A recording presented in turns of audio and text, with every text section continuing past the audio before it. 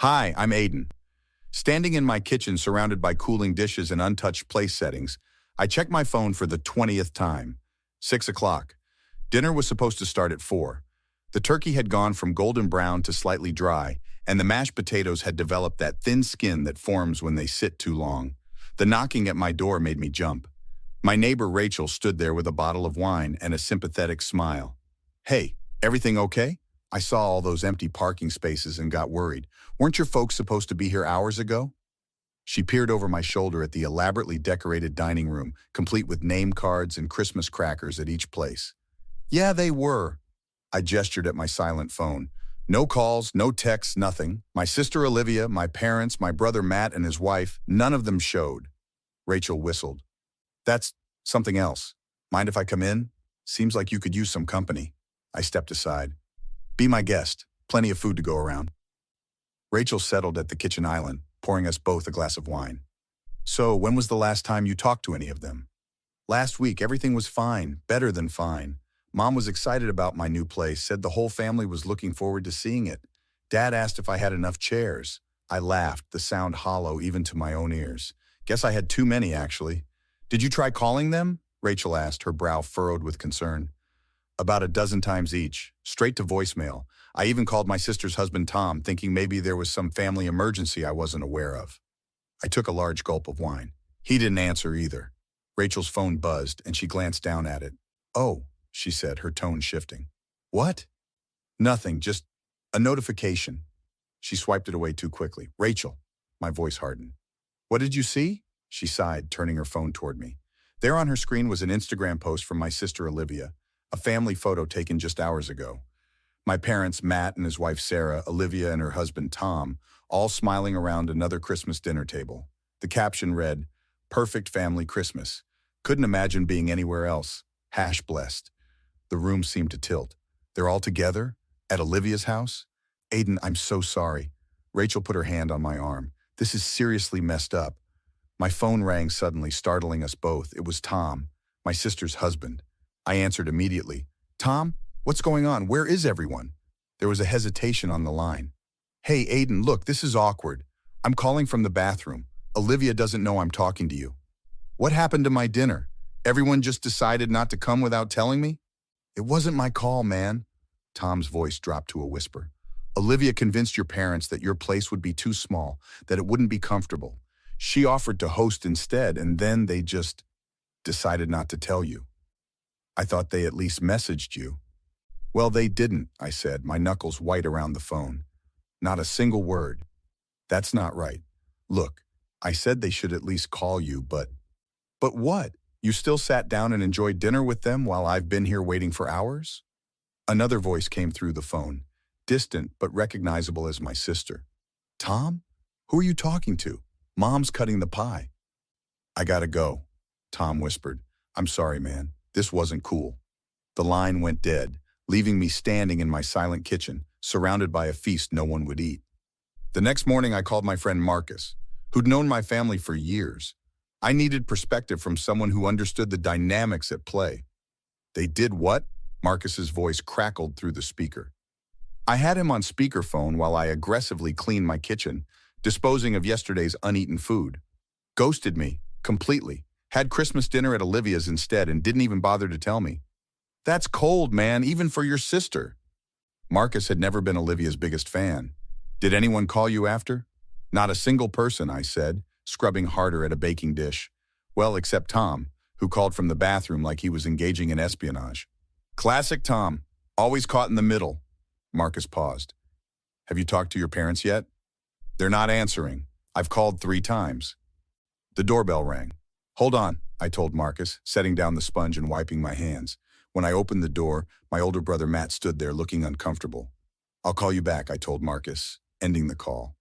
I stared at Matt without inviting him in. Well, this is a surprise. Did you get lost on the way to Olivia's yesterday? Matt winced. Can I come in? I want to explain. I stepped aside silently. Matt entered, eyeing the kitchen where evidence of my cleanup operation was still visible. I should have called you yesterday. That was wrong. You think? I crossed my arms. What exactly happened, Matt? One minute everyone's excited about Christmas at my new place. The next you're all at Olivia's pretending I don't exist. Matt sat heavily at the kitchen island. It was Olivia. She got Mom and Dad all worked up about your place being too small, about how you probably couldn't cook well enough for everyone. And no one thought to just ask me about it, or, I don't know, tell me plans had changed. It wasn't just about the space, Aiden. Matt looked down at his hands. Olivia told them you were planning to make some big announcement at dinner, something about moving across the country for a job. I stared at him. What? I'm not moving anywhere. I figured it might be something like that. Olivia has this idea that you're always trying to one-up her. When you offered to host Christmas instead of her this year, he trailed off. So she made up a lie to sabotage my dinner? I couldn't believe what I was hearing. It gets worse, Matt admitted. Sarah overheard Olivia telling Mom that you only wanted to host because you were jealous of her house, that you were trying to prove something. Before I could respond, my phone buzzed. It was a group text from Mom. Family brunch tomorrow at Perkins, 11 a.m. Hope everyone can make it. I showed the screen to Matt. Interesting. So I'm still part of the family when it's convenient. Mom feels terrible. Dad, too. They should have called you. And what about you? I challenged. You just went along with all of it?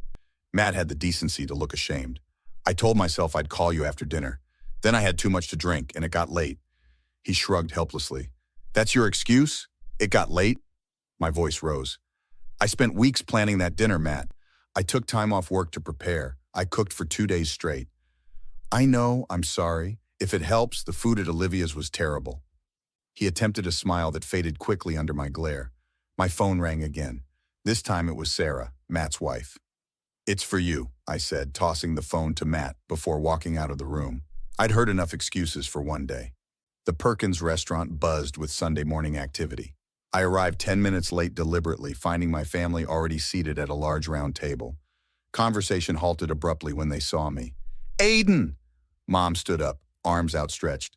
We saved you a seat. I remained standing, looking at each face around the table. Dad looking uncomfortable. Matt and Sarah exchanging glances. Tom studying his menu with unusual intensity. And Olivia, who couldn't quite meet my eyes. Before I sit down, I said calmly, I want to know why none of you showed up to my Christmas dinner and why no one bothered to call me. An uncomfortable silence fell over the table. Honey, there was a miscommunication, Mom began. We thought you knew. Knew what? That you all decided to have dinner at Olivia's instead? That I was uninvited from my own family's Christmas? You're being dramatic, Olivia cut in, finally looking up. Plans change, Aiden. It's not like it was some big conspiracy. Matt told me what you said to Mom and Dad, about me supposedly planning to announce a move, about me being jealous of your house. None of that was true, Olivia. Dad cleared his throat. Son, let's not do this here. Why not here? You were all fine discussing me behind my back. You were fine letting me wait for hours, cooking a meal no one ate. You were fine posting happy family photos while excluding me completely. I texted you, Olivia insisted, her voice rising. I told you plans had changed. Show me, I challenged. Show me that text right now. She fumbled with her phone, scrolling frantically. I must have forgotten to hit send. Convenient, I said. Just like it was convenient to tell Mom and Dad I was moving away when you knew I wasn't. I never said that, Olivia snapped, but her eyes darted away. Really? I turned to my parents. Mom, Dad, didn't Olivia tell you I was planning to announce a move at Christmas dinner? Mom looked between us, confusion evident. Well, yes, she mentioned you might be leaving. And didn't that seem like something I would have told you myself? I asked. Dad shifted uncomfortably. We should have called you, son. That's on us. It's on all of you, I corrected. Every single person at this table made a choice to exclude me and then pretend it didn't happen. Oh, come on. Olivia slammed her hand on the table, causing silverware to jump. It was one dinner. Stop being so sensitive. One dinner that I spent weeks planning. One dinner where I waited for hours while you all ignored my calls. I leaned toward her. And for what, Olivia? Because you couldn't stand that I offered to host for once? Because you always have to be the center of attention? That's enough, she shouted, drawing stares from nearby tables. I'm not going to sit here and be attacked.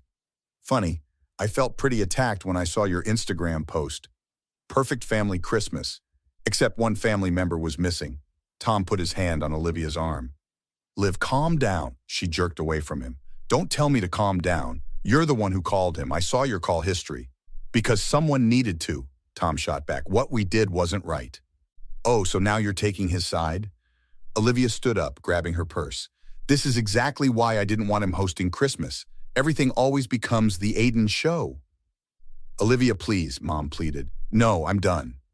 She pointed a finger at me. You think you're so perfect, don't you? Well, you can have them. I'm out of here. She stormed toward the exit. A heavy silence fell over the table. I think, I said quietly, we all need to have an honest conversation about what happened and why. 3 weeks later, I sat in my living room across from my parents. After the disastrous brunch, we'd agreed to take some time to cool off before talking again. We've been doing a lot of thinking, Dad began, his usual confident tone subdued. What happened at Christmas was wrong. We should have called you. Mom nodded, eyes glistening. I let Olivia convince me of things I should have questioned. That's not the kind of mother I want to be. I appreciate that, I said, but I need to understand why this happened. This isn't just about one dinner. Mom and Dad exchanged glances before Dad spoke. Olivia has always been persuasive, and you two have always competed for attention. I wasn't competing with her by offering to host Christmas, I pointed out. We know that now, Mom said. We've had long talks with both Matt and Sarah about everything. They showed us the texts Olivia sent, trying to convince everyone not to go to your dinner. Has she admitted what she did? I asked. Dad shook his head. She's not speaking to any of us right now. Says we're betraying her by taking your side. The doorbell rang. It was Matt and Sarah, arriving for the small family dinner I'd agreed to host tonight. A do-over, of sorts. As they settled in, Sarah handed me an envelope. We all wanted to do something to make up for Christmas. Inside was a gift certificate for a weekend getaway at a lakeside cabin. It's not enough, Matt said, but we wanted you to know we're serious about making things right. What about Olivia? I asked. She refused to come, Mom said sadly. But Tom will be here. He's parking the car now. As if on cue, there was another knock. Tom entered, looking awkward but determined. Aiden, I want to apologize properly, he said. I should have stood up for what was right at Christmas. What's happening with you and Olivia? I asked as we moved to the kitchen to finish dinner preparations. It's complicated, Tom admitted. She's furious that I'm here tonight. But I told her that what happened wasn't right, and I wasn't going to pretend otherwise. Is she getting any help for whatever's causing her to act this way? Tom hesitated. Her therapist suggested family counseling. She refused. Mom joined us in the kitchen. We've told Olivia that we love her, but we won't enable behavior that hurts other family members. The door's open when she's ready to acknowledge what happened and work through it together. And if she never does? I asked. Then we establish new boundaries, Dad said from the doorway. But we don't abandon you again, that's a promise. Later, as we sat around my dining table, this time filled with conversation and genuine connection, Matt raised his glass. To new beginnings, he said, and to learning from our mistakes. We all clinked glasses, and I felt something loosen in my chest. The hurt wasn't gone, but it was being acknowledged and addressed. Not with revenge, but with honesty and accountability. After dinner, as everyone helped clean up, something that never would have happened at Olivia's, Tom pulled me aside.